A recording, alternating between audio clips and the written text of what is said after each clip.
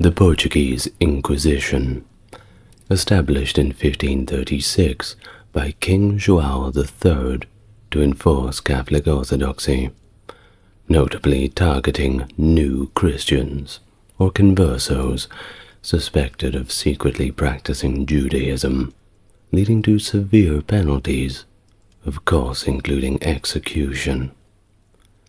This tribunal, which extended its influence all the way to Portugal's colonies in South America, was also tasked with rooting out heresy, blasphemy, and other religious offenses, using torture and public autos de fe to punish the accused. Lasting until 1821, the Portuguese Inquisition was one of the longest-running inquisitions, leaving behind a legacy of fear, repression, and a significant impact on the intellectual expression within the Portuguese Empire. Hello and welcome to the channel. If it is your first time here, it's good to meet you, and if you are coming back for more, it's great to have you back here with me once again. As always, the best way to support the channel is to like and subscribe, and if you want to go above and beyond, you will find the means to do so in the description. Now, let's all get nice and comfortable for a very deep dive into the Portuguese Inquisition. Well, let's start with the history first. We'll give a general outline of how things kicked off in the early days, and then we will go into some rather gory details, as I'm sure that's why you're all here. In 1478, Pope Sixtus IV issued a papal bull titled Exigit Censare Devotionis Affectus, a document that essentially sanctioned the introduction of the Inquisition into Castile. This development triggered a significant exodus of Jews and those deemed heretics who sought refuge in neighboring Portugal. In Portugal, the Jewish and Moorish populations, being Muslims, had previously enjoyed a period of relative peace and freedom, at least in the eyes of the law. Jews lived in self-governing neighborhoods, known as Judarias, where they freely practiced their faith, protected by laws that recognized and guaranteed their religious freedoms. And similarly, the same can be said for the Muslims in Portugal, who experienced a degree of legal protection that allowed them to practice Islam without any real fear of persecution. However, this period of religious tolerance deteriorated after the establishment of the Inquisition in Castile.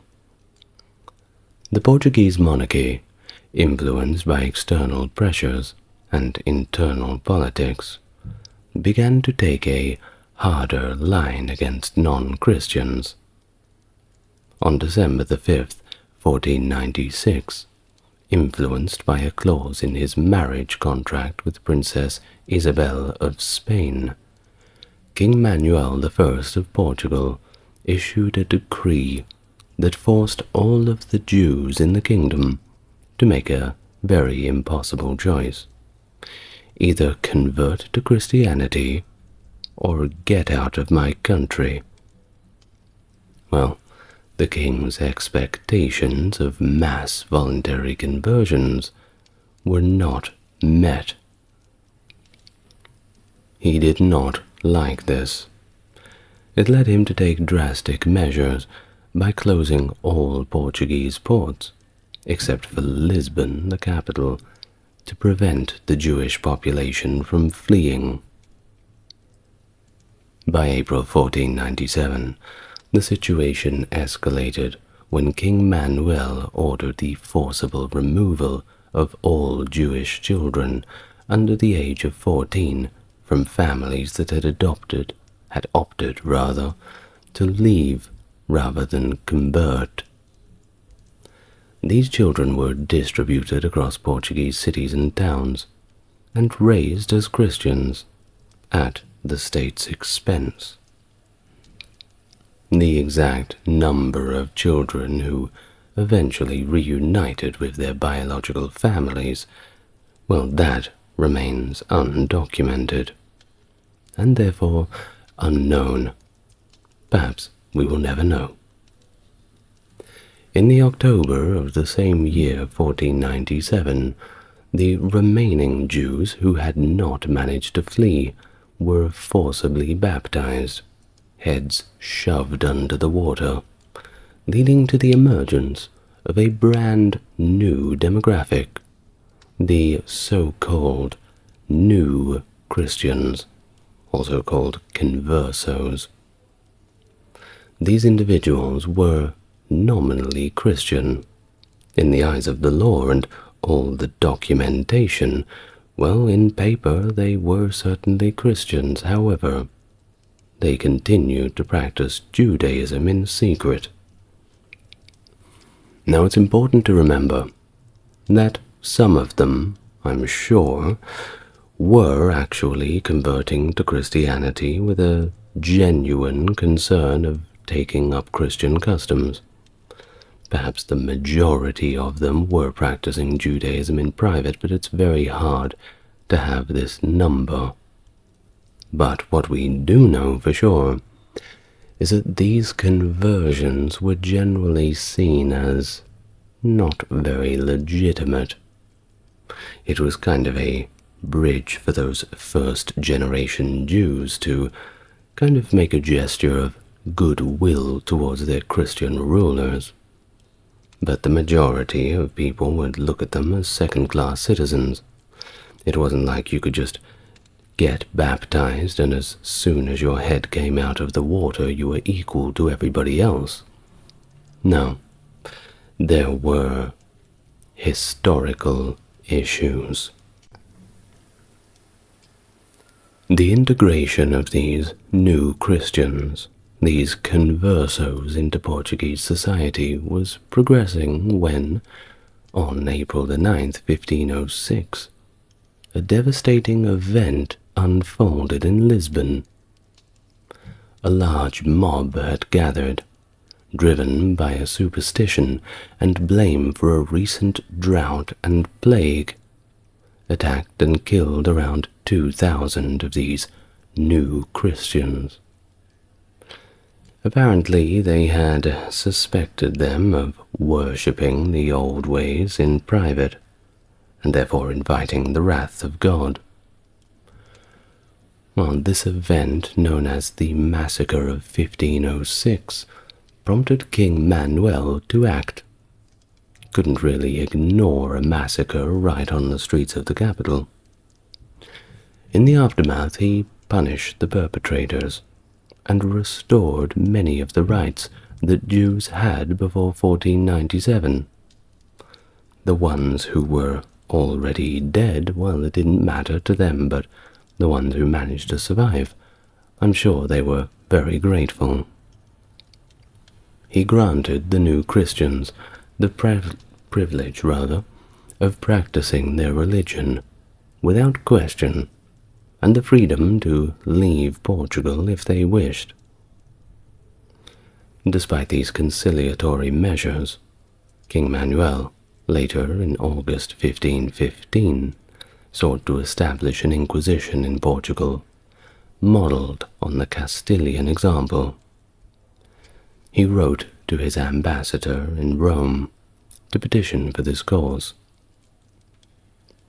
Pope Clement the Seventh initially granted permission for the Inquisition in December of 1531, but under conditions that Manuel found to be unacceptable.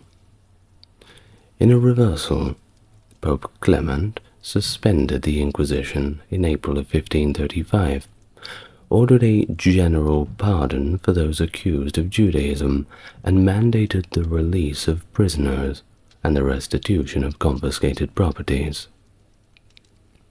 His decisions were influenced by a report emphasizing the need for persuasion and gentleness in converting non-Christians, in line with Christ's teachings.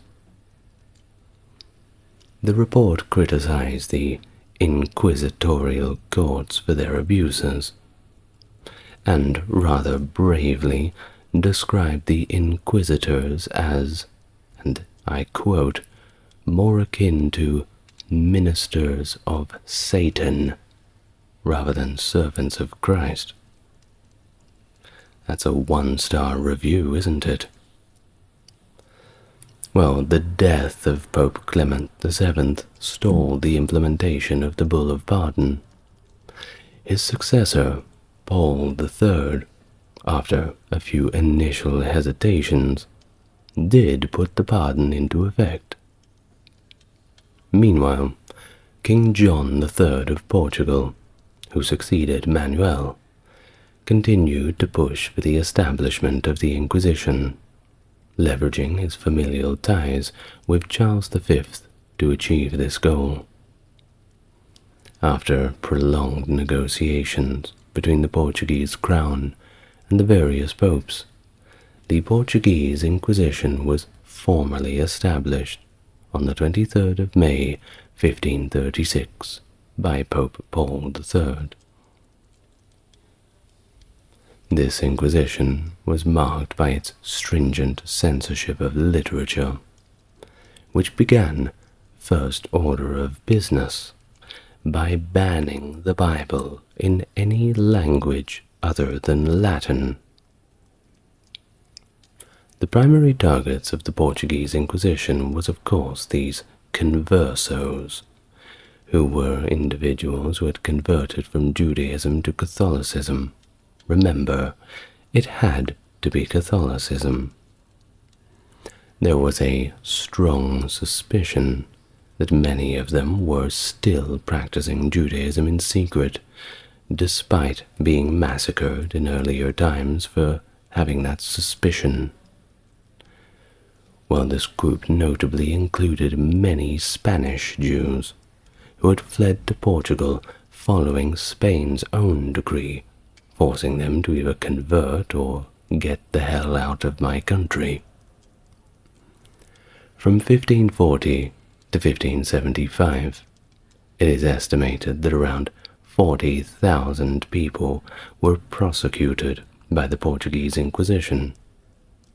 But you must remember, most of these prosecutions, if found guilty, simply resulted in a penance, a kind of apology note to God and the Church. Only around 5% of them resulted in actual execution, and many of those executions were burning of effigies. The numbers also include people who had died in prison, lengthy sentences while they would gather evidence, or it would be so lengthy because they were struggling to find the evidence. Well, I'm sure we can all imagine that a medieval Portuguese prison would not have the best chance of survival. But it wasn't just Jews. Other groups were also persecuted. Well, conversos. Though these other groups were persecuted to a lesser extent. These included African practitioners of traditional African religions, and Vodun, who were brought to Portugal through the Atlantic slave trade from Portuguese colonies. The Inquisition also targeted the Romani community, including around 800,000 Sinti and Roma, who were deported from the Portuguese Empire during this period. Now, unlike the Spanish Inquisition, which operated under the strict control of the monarchy, the Portuguese Inquisition maintained a significant degree of independence from both the Portuguese crown and the papacy. The organization was led by a Grand Inquisitor, also called a General Inquisitor, a position appointed by the Pope, but chosen by the king, usually from within the royal family. The first Grand Inquisitor of the Portuguese Inquisition was Diogo da Silva, the personal confessor of King John III and Bishop of Ceuta. He was succeeded by Cardinal Henry, King John III's brother, who later ascended to the throne himself. The Inquisition operated several courts throughout Portugal, located in major cities such as Lisbon, Coimbra, and Évora, and for a brief time operated in other cities like Porto, Tomar, and Lamego. But the majority of the activity was of course going on in Lisbon. If you want excitement, you've got to go to the capital, of course. About 90% of the Portuguese Inquisition's activities within Portugal were centered around here. Of course, there was the Goa Inquisition, the colonial arm in India, but I've already made a video on that, which I'm sure you have already watched.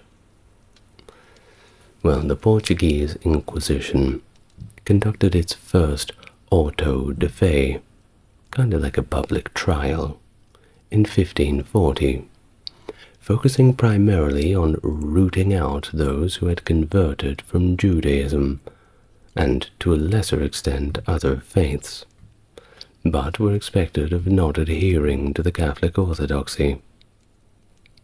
Over time, the Inquisition extended its reach beyond the borders of Portugal to include more of its colonial possessions.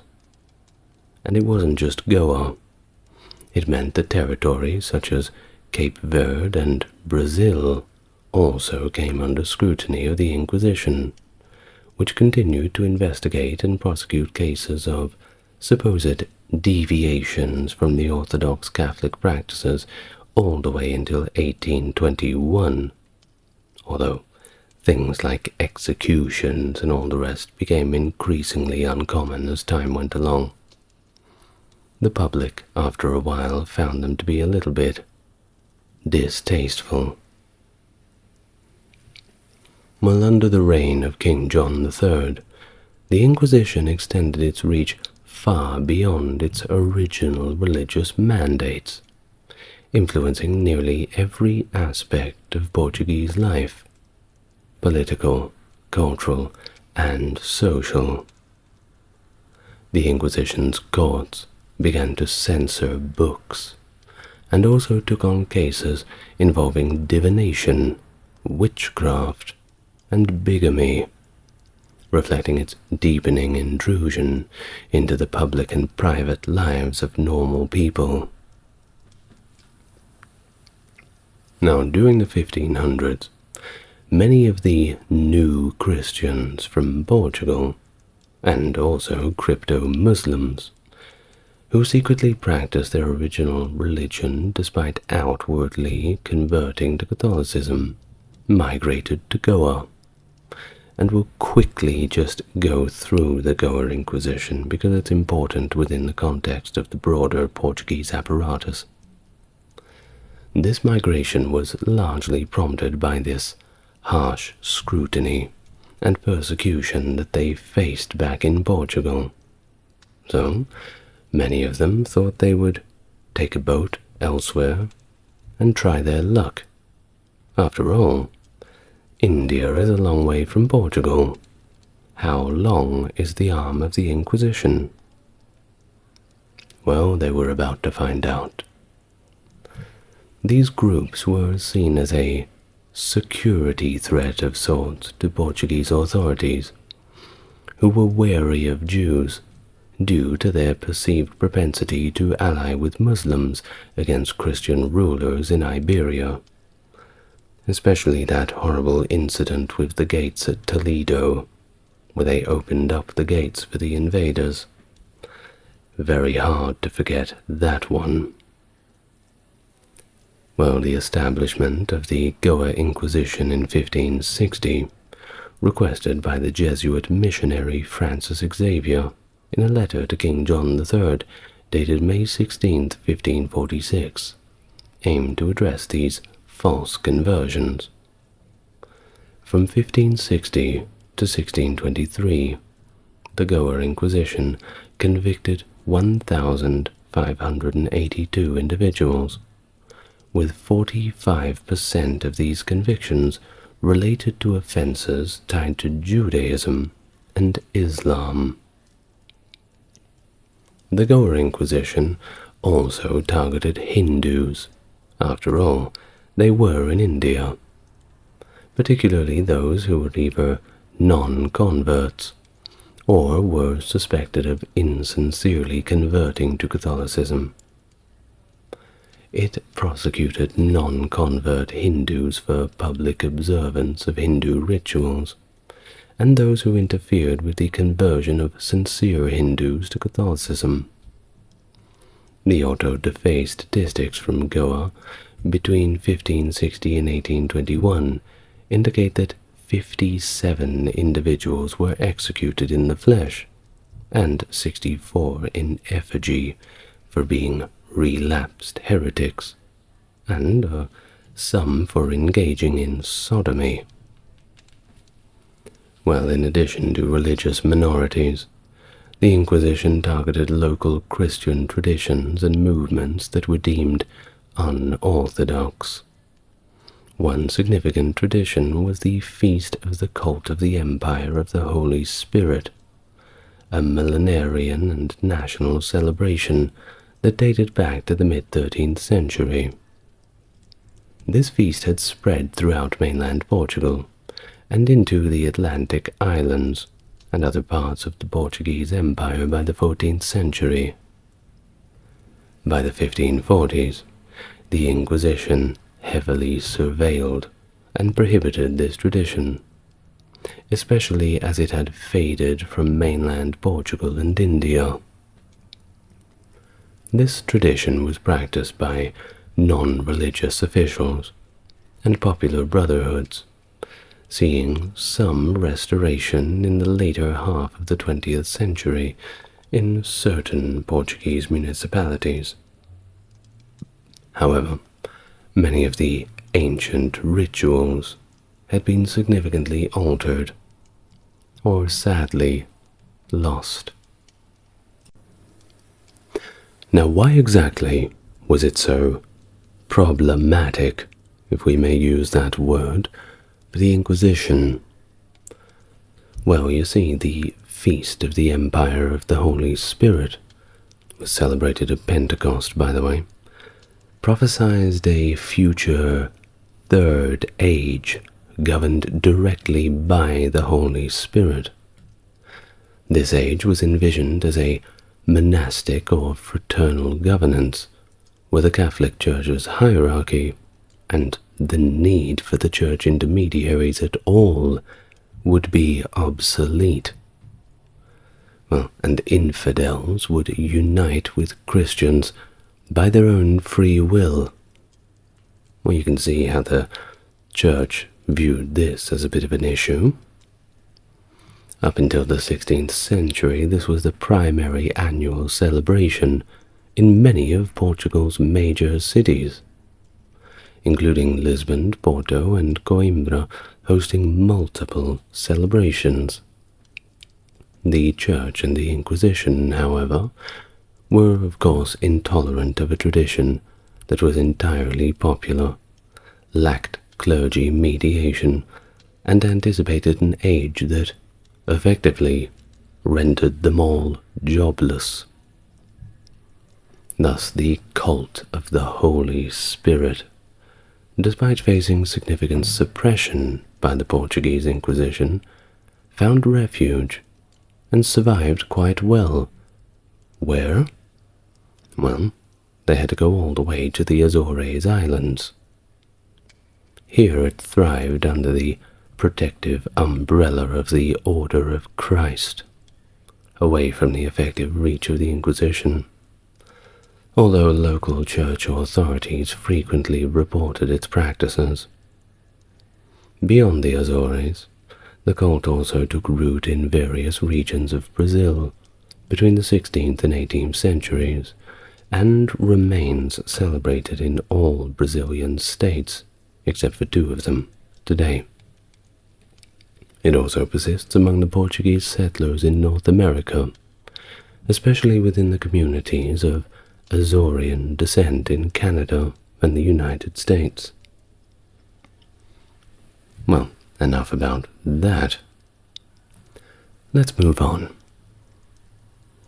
Among the notable individuals affected by the Inquisition's reach was one Rosa Egyptiana, an Afro-Brazilian religious mystic, and formerly an enslaved woman of the night.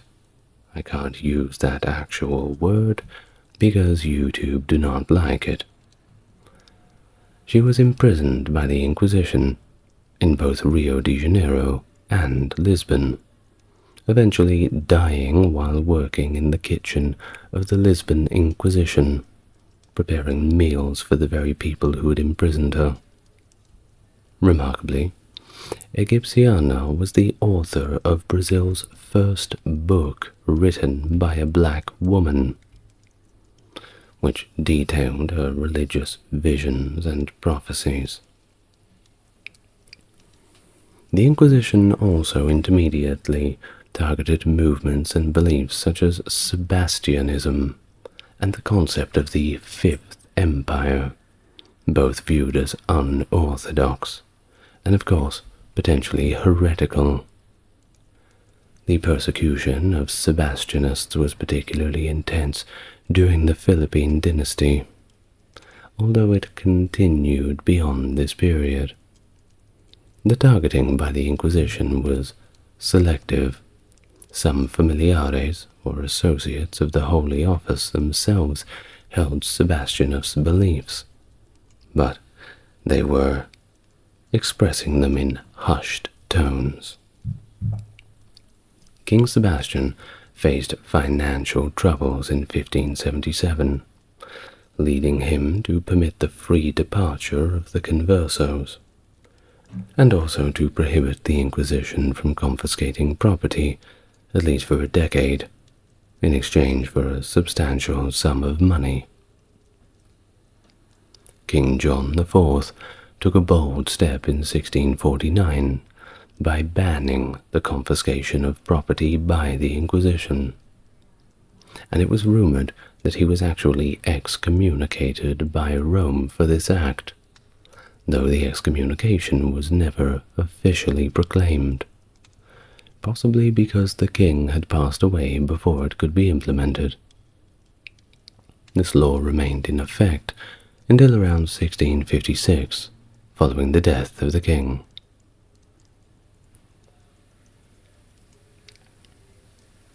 Between 1674 and 1681, the Inquisition was suspended for a few years in Portugal. During this period, autos de fe were halted, and inquisitors were instructed not to impose sentences that involved handing over individuals to secular justice for execution, confiscation of property, or sentencing to the perpetual galleys. This suspension was largely due to the efforts of Father Antonio Vieira in Rome, who worked tirelessly to end the Inquisition in Portugal and its broader empire. Known as the Apostle of Brazil, Vieira prepared a comprehensive 200-page report on the Portuguese Inquisition for the Pope. Following a judicial inquiry, Pope Innocent XI suspended the Inquisition for 5 years, marking a significant pause in its operations. I'm sure there were plenty of people celebrating that news and lamenting the eventual reversal in 1681. Antonio Vieira was a figure of significant compassion and influence within the Portuguese court, particularly during the reign of King John IV. Known for his deep sympathy for the conversos, he persistently advocated for the abolishment of the punitive measures and discriminatory practices that separated the new Christians from old Christians. His advocacy did not sit well with many of his contemporaries, by the way, who did not share the same sympathies. It made him a lot of enemies, especially within the Inquisition itself, and those enemies did not hesitate to target him for his views. Vieira's writings passionately defended the oppressed and criticized the Inquisition's practices. His works were thus condemned by the Inquisition as, and I quote, rash, scandalous, erroneous, savoring of heresy, and well adapted to pervert the ignorant. Consequently, he faced 3 years of incarceration and was subjected to a penance in the audience chamber of Coimbra on December the 23rd, 1667. Vieira's time in the unwholesome prisons, as he called them, of the Inquisition, where conditions were deplorable, further intensified his empathy for its victims. He described the dire circumstances where 5 prisoners were often cramped into a tiny cell, with inadequate light and minimum hygiene, denied any spiritual consolation. Well, eventually he was released, and he found safety in Rome, where he continued to advocate for those oppressed by the Inquisition. He described the Portuguese Holy Office as a tribunal that served only to deprive men of their fortunes, their honor, and their lives, while unable to discriminate between guilt and innocence. I mean, it's hard to argue with that critique. It's pretty spot on. He condemned the entire institution, despite its claims of piety, saying that it engaged in acts of cruelty and injustice that were unworthy of rational beings. The Pombaline reforms, initiated by Sebastião José de Carvalho e Melo, the Marquis of Pombal, in 1773 to 1774, marked a significant shift in this oppressive landscape. The reforms ended the statutes of purity of blood, which had long discriminated against the new Christians and Jews who had converted to Christianity to escape persecution by the Portuguese Inquisition. Despite his declared opposition to the Inquisition's methods, which he described as against humanity and Christian principles, the Marquis of Pombal's relationship with the Inquisition was complex and sometimes contradictory. He utilized the Inquisition for personal and political ends, such as the elimination of Father Gabriel Malagrida, a Jesuit whom he denounced to the Inquisition. His actions against the Tavoras family also highlighted its readiness to employ inhumane methods when it suited his purposes, and also criticized the methods of others, once again when it suited his purpose. His brother, Paulo, led the Inquisition from 1760 until 1770, during which time the Marquis sought to transform the Inquisition from an ecclesiastical court into a royal one. Well, despite these changes, the persecution of heretics and those with high spirits continued under his rule. Well, it didn't all last forever. The Inquisition finally came to an end in 1821. Quite a long career, don't you think?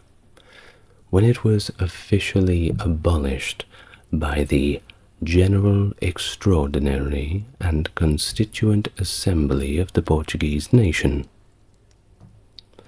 This marked the conclusion of an era that had deeply impacted the cultural, social, and religious fabric of Portugal and its colonies. Thus, the legacy of those figures like Antonio Vieira, who fought for justice and empathy amid the widespread persecution, continued to resonate as Portugal moved into a new phase of its history. But we're not done yet. We still need to talk about all of the interesting details, don't we?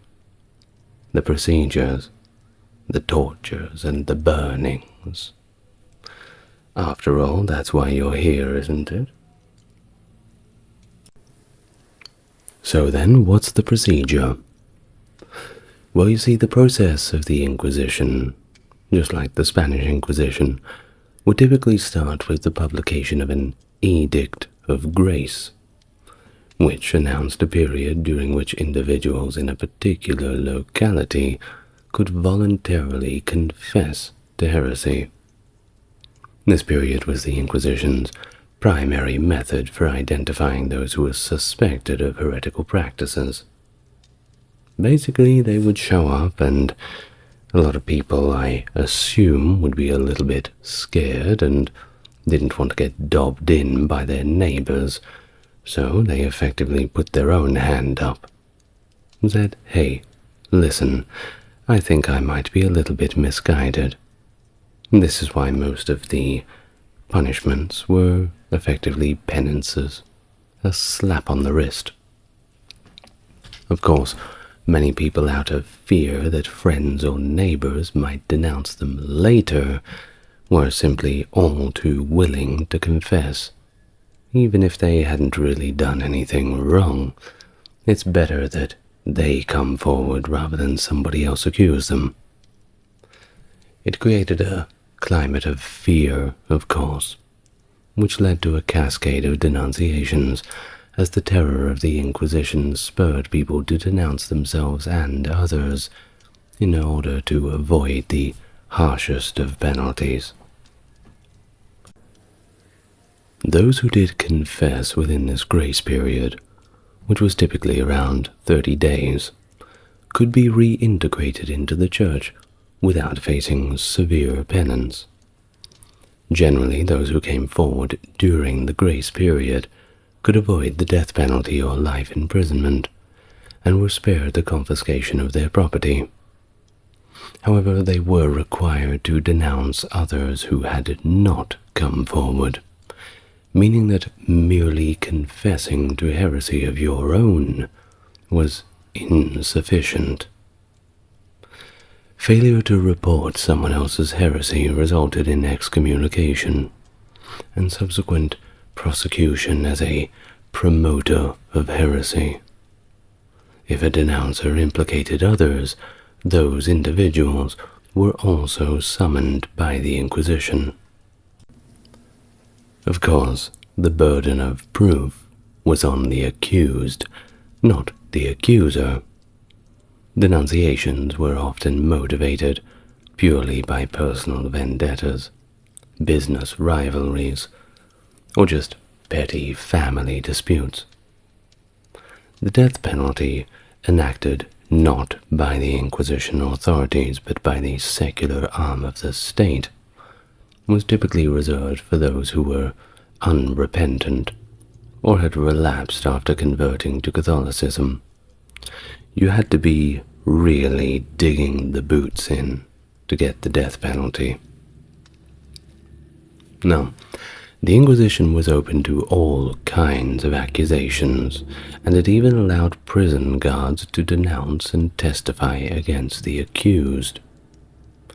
Based on the denunciations, arrests were made by bailiffs or familiaries of the Inquisition, who were armed and authorized to detain suspects. The trials of the Inquisition were conducted in secrecy, with no opportunity for appealing the verdicts. Defendants were interrogated and coerced into confessing crimes attributed to them. The suspects were kept in the dark completely about the charges and the identities of those witnesses against them, which made it difficult to, let's say if somebody did have a personal vendetta against you, it made it very difficult to identify and defend yourself against it. That being said, many times when there was a trial and there was personal vendettas involved, the accused could quote the person and say, I bet it was so-and-so, because she did so-and-so or believed so-and-so. I bet she said that I do this, and this would be taken into account. It wouldn't get you off the hook, but it would certainly raise a few eyebrows. Now, several methods were employed to extract the confessions. Initially, suspects faced the threat of execution, with the choice often being between confessing or just being burned. You can obviously guess which one people were choosing. Another method involved imprisonment combined with food deprivation, starve them out until they admitted to doing something that they didn't do. The Inquisition also used visits from previously tried individuals to encourage the accused to confess. Let's say you'd have someone come in and say, I was in the same position as you. Don't worry, they'll treat you nicely. All you'll need to do is go through the penance or serve a little time in prison. It's not so bad. Just admit to it. Well, if all of these methods failed, torture, or the threat of torture, which was usually enough, was employed, where the defendants were shown the instruments of torture to intimidate them. For example, the Inquisition would come into their cell with all sorts of wonderful little tools. Say, well, let me introduce you. This is the stabber and the poker. This was usually sufficient. People did not want to go through the ordeal of torture. Now, over these centuries, the Inquisition developed various procedural manuals, basically guides on how to handle different types of heresy. One of the foundational texts was actually the papal bull from Pope Innocent IV, Ad Extirpanda of 1252. Yes, quite early. This essentially laid out 38 different laws detailing the procedures of the Inquisition and explicitly authorizing the use of torture. Of course, this was employed for many years before in the Spanish Inquisition and the earlier medieval Inquisitions, but also used to justify smaller charges of heresy in different parts of Europe, especially places like France and Germany, before an official structure was made. Well, among the notable manuals that followed were that of Nicholas Eymerich's Dictatorium Inquisitorum of 1396 and Bernardo Gué's Practica Inquisitionis Heretis Pravititas. Sorry for the Latin pronunciation. That work was from around 1319, and of course the very famous, with the video currently in production, the Malleus Maleficarum, which basically translates to the Hammer of the Witches. Very metal, I know. It was written in 1486 by Heinrich Kramer, and it was specifically addressing witchcraft, hence the name.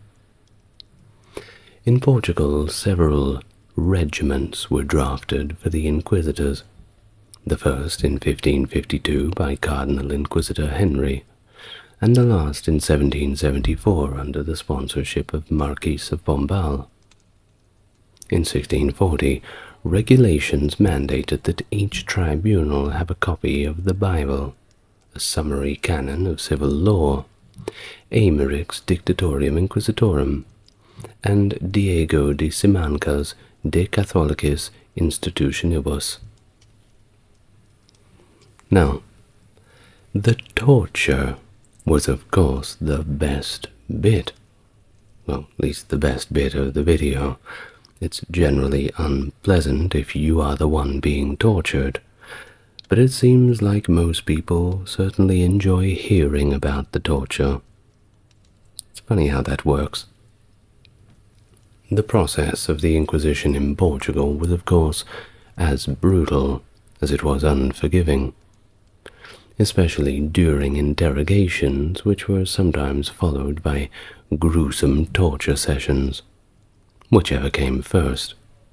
Sometimes you'll skip right to the dessert and have the torture session first, but usually they would tend to try to get the information out of them before beginning the dirty work. The regiment of 1613 detailed the circumstances under which defendants were subjected to torture, stating that it could be used not only when a confession was deemed incomplete, but also when there was no solid evidence against the accused. This approach meant that both individuals who had not fully confessed and those against whom there was no evidence at all could find themselves enduring torture. Well, before the session began, the accused were rather chillingly informed that any harm they suffered, whether it be death, broken limbs, loss of consciousness, would be simply their own fault for not confessing their offenses promptly. This psychological manipulation aimed to pressure the accused into confessing before the physical torture even began. Following the papal bull Ad Extirpanda, which authorized the use of torture, but prohibited clerics from carrying it out themselves, Pope Alexander IV issued a new bull, Ut Negotium, in 1256. And it was this document that allowed inquisitors to absolve each other of any canonical irregularities incurred during their work. Pretty much, if you had your buddy who was also a priest or a member of the Inquisition, you could absolve him of any wrongdoing, and he could do the same for you. Essentially a get-out-of-jail-free card. By the mid-13th century, torture had become an established part of the Inquisition proceedings.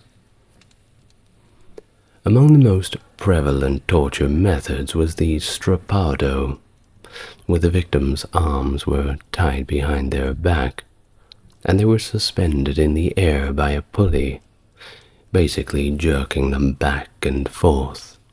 Arms would usually dislocate at the shoulders. They would be then abruptly lowered a short distance towards the ground, causing intense pain and, of course, disorientation. But the creativity does not stop there.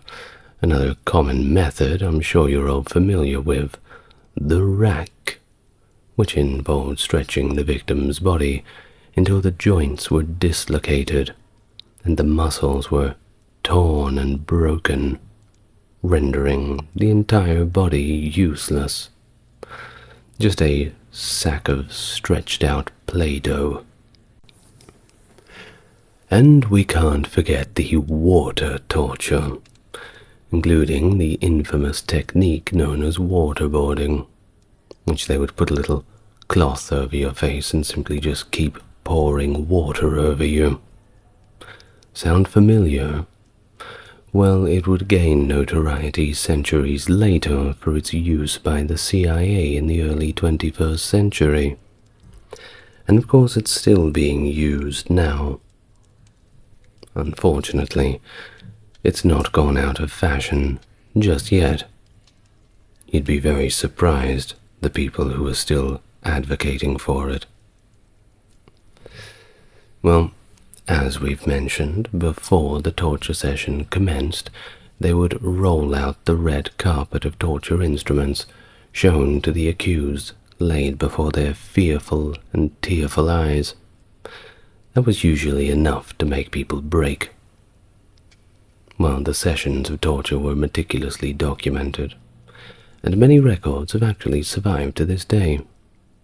Although any statements made under torture were supposed to be later confirmed freely and away from the torture chamber in practice, this was seldom the case.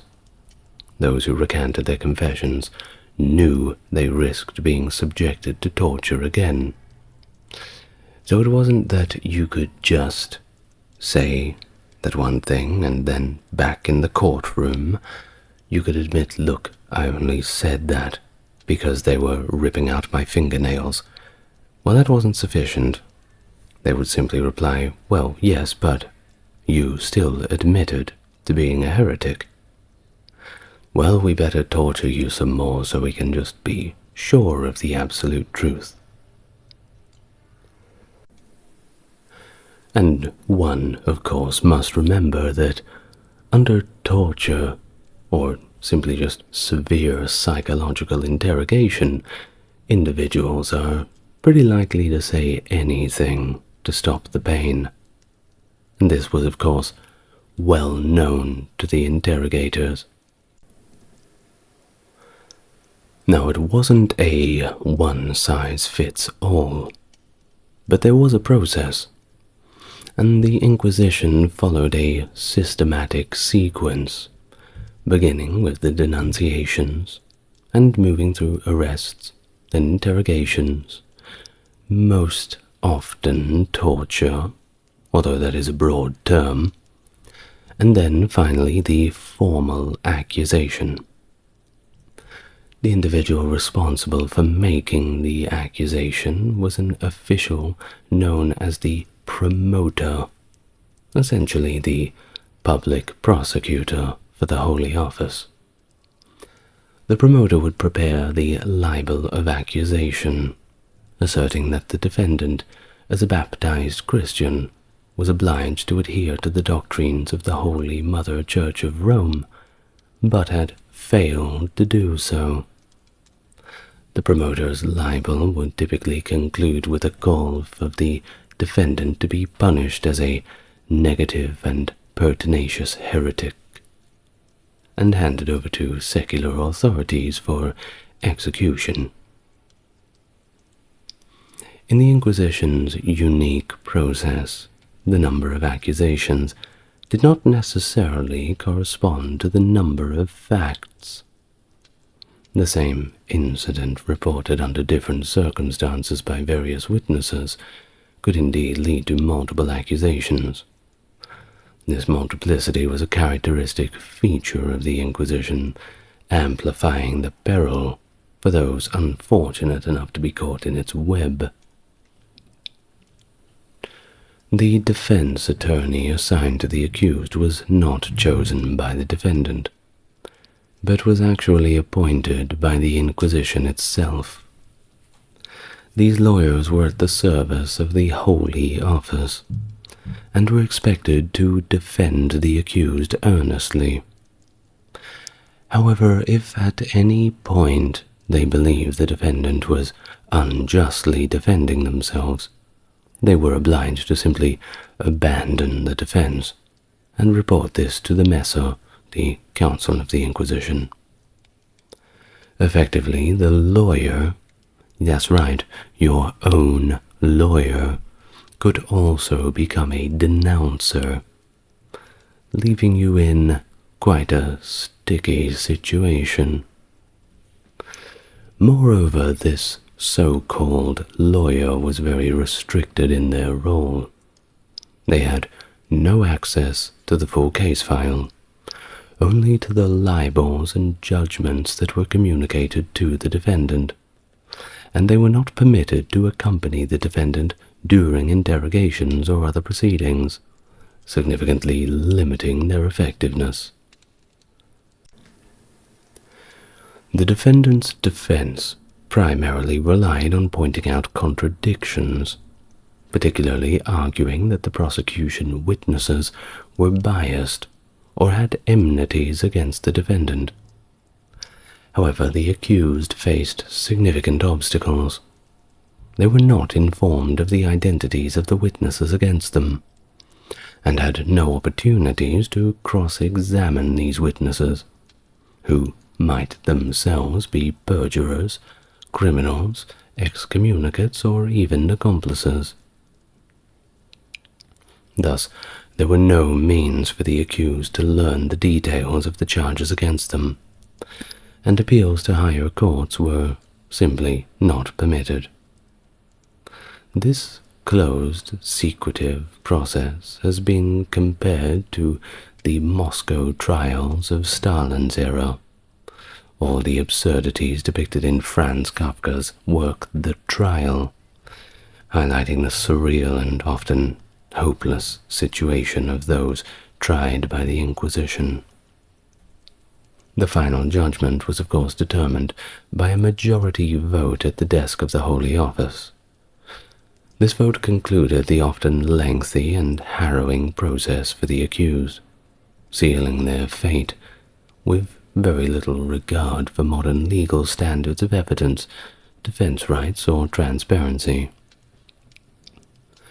The auto de fe, the dramatic culmination of the Inquisition's process, blending religious ceremony with public spectacle. This event included mass prayer and solemn procession, during which the convicted individuals were paraded to be jeered and leered at through the streets, and their sentences were read out in public. These processions could involve hundreds of penitents, and were attended by a wide array of society, including magnates, prelates, and large crowds of onlookers. Sometimes even the king showed up, but no autographs, unfortunately. Now, preparations for these ceremonies began weeks in advance. This time was used to construct the necessary scaffolds and amphitheaters, and to produce the sanbenitos, which were penitential garments that were worn by the condemned. These garments were designed to humiliate and mark the convicted as heretics or apostates. The ceremony itself was a display of the Inquisition's authority, filled with pomp and circumstance, and at the same time it functioned as a popular, though macabre, public spectacle. But in all fairness, what else was there to do back in those days? Spectators often bought snacks as well, if you would believe it or not, and treated the event like a social outing. The reading of the sentences alone could take an entire day, indicating the scale and thoroughness of these events. Well, contrary to the auto de fe's religious and public nature, the actual executions were carried away from the public eye and the site of the ceremony. The inquisitors and other officials of the Holy Office did not attend the executions, which were the responsibility of the secular arm of the state. For example, in Lisbon, the condemned were led over a kilometer away from the auto de fe to the execution site. But I'm sure if you squint your eyes enough, you could probably make it out from a distance. After the ceremony, the victims were led out to their doom. The San Benitos were removed, remember that's those garments they used to wear, and hung on the walls of churches to perpetuate the memory of their guilt. Although the Inquisition formally handed the condemned over to secular authorities with a plea for leniency and to avoid bloodshed, this was just talk, largely symbolic. I'm sure that some had acted in a more Christly manner and exhibited a form of sympathy, but, well, everyone is a product of their time, I suppose. The secular authorities, who, by the way, did not have access to trial records, only received the sentence and were expected to carry it out, whether it be a simple torture or a couple whippings or a full-on execution. The job was the job. Even those who had died could be convicted of heresy posthumously. Their remains would be exhumed and burned to eradicate any trace of their existence. And this happened in more cases than not, as a lot of people had died in prison, as I've aforementioned, and more people were burned in effigy posthumously than they were when they were alive. Well, those who were led out to the stake were asked the kind of grim question, "Do you wish to die like a Catholic?" Those who said yes, well, they were the lucky ones. They were executed swiftly by garrote, a method considered a lot more merciful, mainly because it was quicker. Still, not a good way to go. Those who refused were subjected to the more gruesome of the fate.